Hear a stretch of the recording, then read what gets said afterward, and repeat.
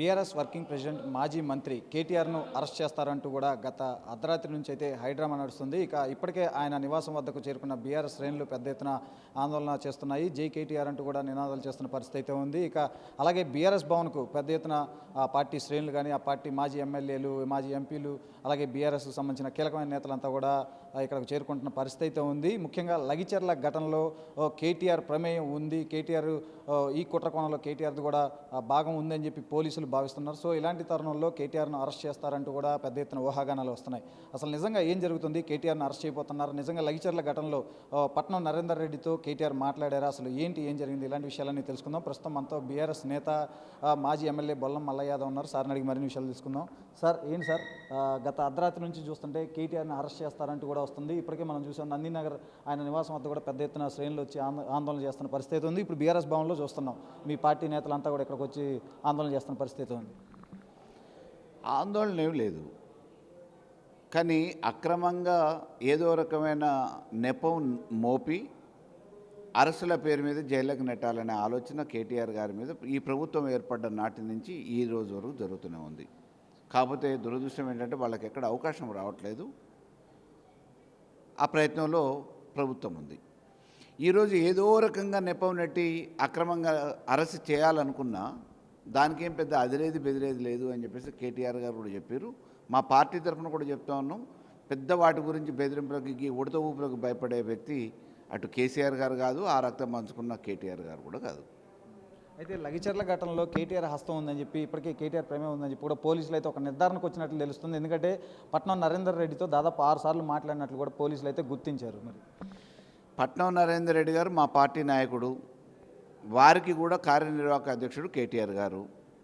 ఏ విషయమైనా మామూలుగా ఏదైనా అనుమానాలు ఉన్నా, ఇంకేదైనా ఒక విషయం మీద మాట్లాడాలనుకున్నా నరేందర్ రెడ్డి గారికి మాట్లాడే చనువు, స్వతంత్రం, అధికారం కేటీఆర్ గారికి ఉంటుంది. 6 సార్లు కాకపోతే 60 సార్లు మాట్లాడతారు. మాట్లాడినంత మాత్రాన ఏదో ప్రభుత్వాన్ని పడగొడతామా? ఒక లగిచెర్ల రైతుల్ని మామూలుగా ఏదో ఉసిగొలిపితే ప్రభుత్వం పడిపోతుందా? అక్కడ రైతులకు ఎక్కడైతే అన్యాయం జరుగుతుందో దాని మీద అధికారులకు ఏ రకంగా మాట్లాడాలి, మన రిప్రజెంటేషన్ ఏ రకంగా ఉండాలి అనే విషయం మీద ఒకవేళ సందేహం వస్తే మాట్లాడి ఉండొచ్చు. ఒక ప్రతిపక్ష నాయకుడిగా, ఒక స్థానిక ఎమ్మెల్యేగా, మాజీ మంత్రిగా, అధికారంలో 10 సంవత్సరాలు ఉన్న వ్యక్తిగా డెఫినెట్గా పార్టీ కార్యనిర్వాహక అధ్యక్షుడు అక్కడ నియోజకవర్గంలో జరుగుతున్న విషయాలను వివరించడానికి నరేందర్ రెడ్డి గారు మాట్లాడితే తప్పేముంటుంది? అందులో దాపరికం ఏముంది? రైతుల మీద అక్రమంగా దాడులు చేసి గుంజుకుంటానంటే ప్రతిపక్షంగా మేము ఊరుకుంటామా? డెఫినెట్గా వాళ్ళ పక్షాన పోరాటం చేస్తాము. అక్కడ ఓన్లీ ఆ ఊరు మొత్తం మామూలుగా ఉన్న కుటుంబాలన్నీ బీఆర్ఎస్ పార్టీవేనా? వేరు పార్టీలు ఉండవా? ఆడ కాంగ్రెస్ వాళ్ళు ఉంటారు, కమ్యూనిస్ట్ వాళ్ళు ఉంటారు, బీఆర్ఎస్ వాళ్ళు ఉంటారు, ఇంకా చిన్నమున్న పార్టీల వాళ్ళు కూడా ఉంటారు. అయినంత మాత్రాన న్యాయం అన్యాయం అనేది ఆలోచిస్తారు తప్ప ఇక్కడ పార్టీల పరంగా అంశం కాదు. ఇది చర్చ అది కాదు. డెఫినెట్గా రైతులకు అన్యాయం జరుగుతున్నప్పుడు వారి పక్షాన మాట్లాడటానికి, గొంతెత్తడానికి మా పార్టీ సిద్ధంగా ఉంటుంది. మా యువ నాయకుడు కేటీఆర్ గారు కూడా సిద్ధంగా ఉంటారు. దాని మీద మీరు అక్రమంగా గొంతు నిలుపుదామని అనుకుంటే మీ ఇష్టం.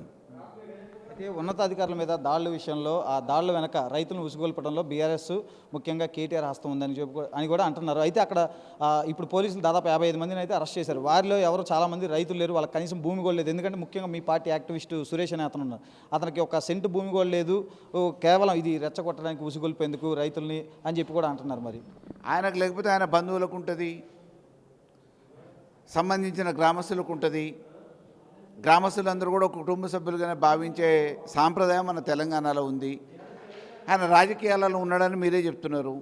రాజకీయాలలో ఉన్న వ్యక్తికి ఆ గ్రామంలో ఏ సమస్య వచ్చినా ఆ సమస్య మీద స్పందించే చనువు ఉంటుంది, అధికారం ఉంటుంది, అందించే మనస్తత్వం ఆయన అయి ఉంటుంది. డెఫినెట్గా దాని గురించి ఏమున్నది? మీరు ప్రభుత్వ పరంగా ఏమి రాజముద్ర వేసేసి మేము గుంజుకుంటాం అనగానే సరిపోతుందా? ప్రజలు ఇవ్వాలి కదా, రైతులు ఇవ్వాలి కదా. ఇచ్చేటోళ్ళనే ఏమైనా జడగొట్టినామా? బలవంతం పెట్టి తీసుకుంటే డెఫినెట్గా అడుగుతాము. సురేష్ కాకపోతే ఇంకా అటువంటి సురేష్లు 100 మంది పోయి అడుగుతారు. తప్పే ఉందల్లా. బలవంతంగా మీరు ఎట్లా గుంజుకుంటారు? అధికారం ఉన్నంత మాత్రాన ఫార్మాసిటీల పేరు మీద ప్రజామోదంతో తీసుకోండి, వాళ్ళని కన్విన్స్ చేయండి, వాళ్ళకు వచ్చే నష్టం ఏదో చెప్పండి, మీరు ఏ ప్రయోజనం కలుగజేస్తారో చెప్పండి, వాళ్ళకు ప్రత్యామ్నాయం ఏమేందో చెప్పండి, వాళ్ళ జీవనాభివృద్ధి గురించి ఆధారం ఏందో చెప్పండి, వాళ్ళ పిల్లల భవిష్యత్తు గురించి ఏందో ఆలోచించండి, చెప్పండి. అవన్నీ ఏం లేకుండా మేము రాజముద్ర వేసినాం, మేము చెప్పినాం, హుకుం జారీ చేసినాం, మీరు ఇవ్వాలని అంటే ఎట్లా కుదురుతుంది? అది కాదు కదా. డెఫినెట్గా ప్రజల పక్షాన ఉంటాం, రైతుల పక్షాన ఉంటాం. మీరు కేసులు పెట్టుకుంటారా, జైలు వేస్తారా, వేసుకోరు. అంటే రైతుల పక్షాన పోరాడుతున్నాం అని చెప్పి మీరు అంటున్నారు. రేవంత్ రెడ్డి కుట్రలో భాగంగానే కేటీఆర్ని ఇరికించే ప్రయత్నం చేస్తున్నారు అంటున్నారు. అయితే మరి దీనికి సంబంధించి అంటే రేవంత్ రెడ్డి సోదరుడు తిరుపతి రెడ్డి అక్కడ రైతులను బెదిరించారు అని చెప్పి గతంలో కూడా భూములు ఎట్లా ఎవరో మేము చూస్తామని చెప్పి అన్నారని చెప్పి కేటీఆర్ కూడా ప్రెస్ మీట్లో అన్నారు. దానికి సంబంధించి ఆడియోలు కూడా ఉన్నాయి అన్నారు. మరి ఇంత జరుగుతున్నప్పుడు మీరు ఆ ఆడియోలు విడుదల చేయాల్సింది కదా. సమయం సందర్భం వచ్చినప్పుడు తప్పకుండా దేనికైనా ముహూర్తం ఉంటుంది. బెదిరించినా లేదా అని ఆడపోతే ఆ ప్రత్యక్షంగా అడుగుతారు, చెప్తారు. నిన్న మామూలుగా కలెక్టరేట్కి ఆయన ఏ అధికార హోదాలో పోయిండు, కలెక్టర్ వచ్చేసి బొకే ఇచ్చి రిసీవ్ చేసుకునే అంత అవసరం ఏమున్నది? ఆయన ముఖ్యమంత్రి, మరి మామూలుగా ముఖ్యమంత్రి రేవంత్ రెడ్డి ఇటువంటి అంగు ఆర్భాటాలతోని దౌర్జన్యాలతోని తెలంగాణని ఏదో ముందుకు తీసుకుపోతాము, ఇంకేదో చేస్తామని చెప్పేసి అని అనుకుంటే తెలంగాణ అటువంటిది కాదనే విషయాన్ని ఒకసారి వాళ్ళు చరిత్ర తెలుసుకోవాలి. సార్, ఇప్పుడు ఈ లగిచెర్ల ఘటనలో కేటీఆర్ని అరెస్ట్ చేయబోతున్నారు. మీకు ఏమైనా సమాచారం ఉందా? అంటే మీకు కానీ మీ పార్టీ నేతలకు కానీ? మాకు ఇంతవరకు అటువంటి సమాచారం ఏమీ లేదు. ఒకవేళ వాళ్ళు ఏం చేయాలనుకున్నా దానికి సిద్ధంగానే ఉన్నాం మేము. అయితే ఈ ఘటనలో కాకపోయినా కేటీఆర్ని అయితే అరెస్ట్ చేయడం ఖాయమని చెప్పి కూడా గత కొద్ది రోజులుగా అనేక వార్తలు వస్తున్నాయి. మంత్రి పొంగులేటి శ్రీనివాసరెడ్డి కూడా ఏ వేదికలో అయినా ఏ సభలో అయినా కూడా చెప్తూ వస్తున్నారు ఆయన పొలిటికల్ ఆటం బాంబులు పేలబోతున్నాయి అంటూ. సో కేటీఆర్ అరెస్ట్ అయితే ఏదో ఒక రోజు అయితే ఖాయమైతే అనిపిస్తుంది.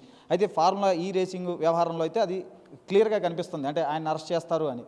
అయితే దీని నుంచి తప్పించుకునేందుకే కేటీఆర్ మొన్న ఢిల్లీ వెళ్ళారని చెప్పి కూడా అధికార పార్టీ ఆరోపిస్తుంది, కేంద్ర పెద్దల కాళ్ళు పట్టుకునేందుకు. ఎందుకంటే వాళ్ళు అంటుంది ఏంటంటే కేటీఆర్ ఎప్పుడు సోషల్ మీడియాలో యాక్టివ్గా ఉండే కేటీఆర్ మరి కేంద్ర మంత్రి కలిసినప్పుడు కనీసం ఒక ఫోటో కూడా ట్వీట్లో చేయలేదు, ఏ సోషల్ మీడియాలో పెట్టలేదు అంటున్నారు కదా. ఇప్పుడు వాళ్ళు ఎప్పటి నుంచో చెప్తున్నారంటే వాళ్ళ ఉద్దేశం ఏందో తెలిసిపోయింది. కేసులు పెట్టాలి, ఏదో ఒక దాంట్లో ఇరికియాలనే ఆలోచన వాళ్ళకు ఉంది కాబట్టి ఇప్పుడు పోతాడు అప్పుడు పోతాడు ఇదేదని బాంబులు పిలిచే ప్రయత్నం చేస్తూ ఉన్నారు. అన్నీ తుసుమంటనే ఉన్నాయి, మిరపకాయ బాంబులు లెక్క తుసుమంటనే ఉన్నాయి. ఈరోజు ఏదో ఒక కేసు పెట్టాలనే ఆలోచన ఉంది అని అనేది మామూలుగా క్లియర్గా అర్థమవుతుందిగా. ఇలా పోతాడు అలా పోతాడు అంటే నీకు ఏ ఆధారాలు లేకుండా ఇలా పోతాడు అలా పోతాడు అని ఎట్లా చెప్తున్నావు? నీకు నిజంగా ఆధారాలు ఉంటే అరెస్ట్ చేసుకోమంటున్నాం కదా, దాంట్లో భయపడేది ఏమున్నది?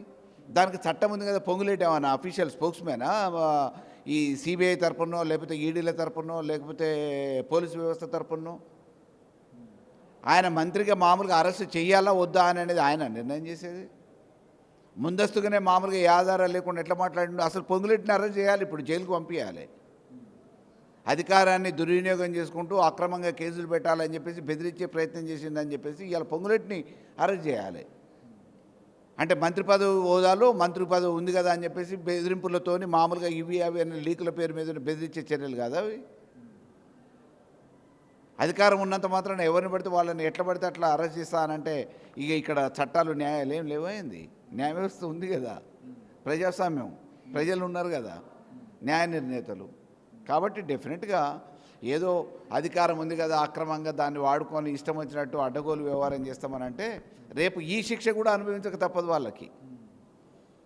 ఈ అధికారాన్ని అడ్డం పెట్టుకొని అక్రమంగా అరెస్టులు చేస్తామన్న ఏదైతే విచ్చలవిడిగా చేయాలనే ఆలోచన చేస్తున్నారో దీనికి కూడా రేపు శిక్ష అంటూ ఒకటి ఉంటుంది మళ్ళీ. సార్, అయితే చివరికి ఒకటి చెప్పండి. కేటీఆర్ కేంద్రం వద్ద బీజేపీ వద్ద మోకరిల్లారు. అందుకే ఈ గవర్నర్ని విచారణ కోసం గవర్నర్ అనుమతి కోరిన ఇప్పటివరకు 15 రోజులైనా కానీ ఇంతవరకు దాని మీద ఎటువంటి ప్రొసీడింగ్స్ అంటే ముందుకు ఎటువంటి అనుమతి అయితే రాలేదు. గవర్నర్ కూడా రేపు ఢిల్లీ వెళ్ళబోతున్నారు. అసమర్థత అని చెప్పేసి కాంగ్రెస్ వాళ్ళు ఒప్పుకుంటే మేమేం చెప్పలేము. అంటే ఇవాళ ప్రతిపక్షంలో ఉండి అటు బీజేపీతో మాకేం సంబంధం లేని వేరే పార్టీ అయిన బీజేపీని కూడా మేము ఇన్ఫ్లుయెన్స్ చేయగలుగుతున్నాము అని అంటే మీ అసమర్థతను మీరు ఒప్పుకుంటున్నట్టే. ఇంకేముంది అసమర్థ ప్రభుత్వం అని? బడే భయాన్ని సంబోధించే రేవంత్ రెడ్డి అవుతాడు, మాకేం అవసరం? మరి పౌర సరఫరాల శాఖ మంత్రి ఉత్తమ్ కుమార్ రెడ్డి మీద మామూలుగా ఈడీ కేసులు పెట్టిస్తా, ఈడీ ఎంక్వైరీలు చేపిస్తా అని చెప్పేసి బండి సంజయ్ అన్నాడు. ఇంతవరకు ఎందుకు చెప్పి మూటలు ముట్టినాయా ఏందేమన్నా బండి సంజయ్కి? ఉత్తమ్ కుమార్ రెడ్డి తీసుకున్న కమిషన్లలో మళ్ళీ సగం తీసుకుపోయామన్న బండి సంజయ్కి ఇచ్చిండా ఏంది? మరి ఇంతవరకు ఈడీ కేసులు ఎందుకు అట్లే, సిబిఐ ఎందుకు ఎంక్వైరీ చేయట్లే, దాని మీద ఎందుకు విచారణ చేపట్టట్లే? బండి సంజయ్ పెద్ద పోటు మునగాడు కదా, తెలంగాణ మంత్రి కదా కేంద్రంలో. మరి ఇక్కడ జరిగిన అవినీతి మీద ఎందుకు మామూలుగా కేంద్రం నుంచి దర్యాప్తు జరిపియట్లే? వాళ్ళకి మిలాఖత్ లేకపోతే ఇవాళ వేస్తే ఉత్తమ్ కుమార్ రెడ్డిని 2వ రోజు అరెస్ట్ చేయాలి. సాక్ష్యాధారాలు ఉన్నాయి, మేము కోర్టులో వేసినాం, న్యాయస్థానంలో పోరాటం చేస్తున్నాం, మా కేసు యాక్సెప్ట్ అయింది, దానికి మామూలుగా ఆల్రెడీ ట్రయల్ నడుస్తున్నది. మరి సాక్ష్యాధారాలు ఉన్న తర్వాత బండి సంజయ్ ఎందుకు ఊరుకుంటున్నాడు?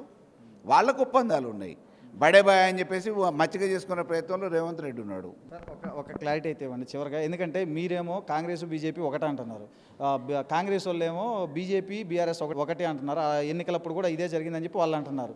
ఆ తర్వాత బీజేపీ వాళ్ళేమో కాంగ్రెస్ బీఆర్ఎస్ ఒకటి అంటున్నారు. నిజంగా జనాలకి ఇది ఒక కన్ఫ్యూజన్ ఉంది. మీ పార్టీ తరఫున మీరు ఒక క్లారిటీ చెప్పండి, మీరు ఎవరితోనైనా ఉన్నారా లేదా అసలు ఏంటనేది. సర్గయితో బి సన్నై జుక్తే అని చెప్పేసి తెలంగాణలో ఒక సామెత ఉంది, షేరీ ఉంది. సిర్ కాటేదో బి సర్నై జుక్తే అని. ఇవాళ కాదు, ఆ రోజు కేంద్రంలో అధికారంలో ఉన్నప్పుడు కూడా ఈడ ముఖ్యమంత్రి హోదాలో, రాష్ట్ర అధ్యక్షుడి హోదాలో కేసీఆర్ గారు ఆ రోజు కూడా బీజేపీతో విభేదించిండు. ఈరోజు కూడా అదే విభేదం కొనసాగుతూ ఉంది. కాంగ్రెస్లో ఆ రోజు దిక్కు లేకపోతే సోనియా గాంధీని అరెస్ట్ చేస్తే ఈడీ కేసుల పేరు మీద రాహుల్ గాంధీని ఇబ్బంది పెడితే ఫస్ట్ మాట్లాడిన వ్యక్తి మా కేసీఆర్ గారు. ఇవాళ ప్రజాస్వామ్యయుతంగా మాట్లాడే కేసీఆర్ గారి మీద ఏదో చేద్దామని చెప్పేసి ఏదో అంటరాని సంబంధాలు కట్టబెడదామని చెప్పేసి అని అనుకుంటే అవన్నీ ఏమి ప్రజలు నమ్మరు. డెఫినెట్గా వాళ్ళకున్న రహస్య ఒప్పందాలు ఏదో వాళ్ళు చూసుకుంటే అయిపోతుంది. Thank you sir, thank you. ఇది అసలు రాష్ట్రంలో ఏ రెండు పార్టీల మధ్య ఒప్పందం ఉంది అంటే ఏ రెండు పార్టీలు అంతర్గత ఒప్పందం కలిగి ఉన్నాయనే దాని మీద అయితే బీఆర్ఎస్ నేత ఒక క్లారిటీ ఇచ్చే ప్రయత్నం అయితే చేశారు. అలాగే ఇక ముఖ్యంగా చూసుకుంటే ఈ లగిచర్ల ఘటన విషయంలో కేటీఆర్ను అరెస్ట్ చేస్తారంటూ కూడా వస్తున్న ఊహాగానాలపైన కూడా ఆయన క్లియర్గా చెప్పారు. ఇప్పటికే కేటీఆర్ కూడా తేల్చి చెప్పారు, ఏదో ఒక కేసులో కావాలని కేటీఆర్ను ఇరికించి అరెస్ట్ చేయాలని చెప్పి రేవంత్ రెడ్డి సర్కార్ చూస్తుంది కాబట్టి తాము ఇటువంటి అరెస్టులకి అలాగే ఇటువంటి దాడులు కానీ దేనికి తాము భయపడం, ఖచ్చితంగా వీటన్నిటిని కూడా సమర్థవంతంగా ఎదుర్కొంటాం, మళ్ళీ ప్రజాక్షేత్రంలోనే తేల్చుకుంటాం అని చెప్పి కూడా బీఆర్ఎస్ నేత అలాగే మాజీ ఎమ్మెల్యే బొల్లం మల్ల యాదవ్ చెప్తున్నారు.